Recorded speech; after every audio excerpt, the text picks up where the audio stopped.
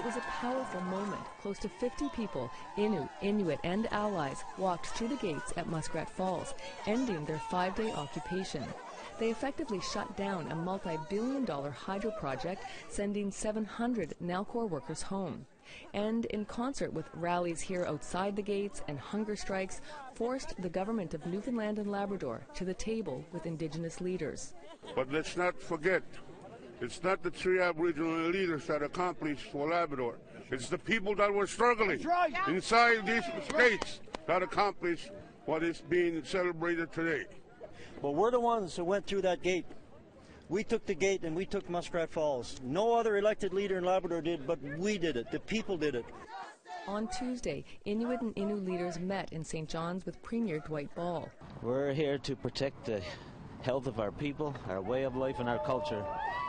We're here for reconciliation and we hope that it'll be a good outcome. At issue, concerns over methyl mercury when the Muskrat Falls Dam starts flooding.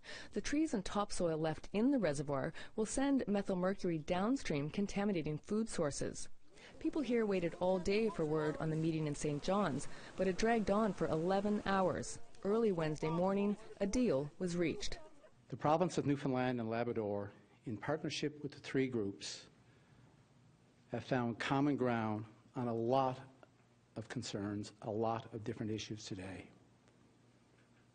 Concerns of our Aboriginal leaders and their communities. Agreement includes an independent expert advisory committee, a look at whether Nalcor needs to do an initial flood this winter, and if so, how much, and an order for Nalcor Energy to release those floodwaters back to the natural flow of the river in the spring. I feel that the progress that has been made today will give the Labrador Inuit, the opportunity to go back home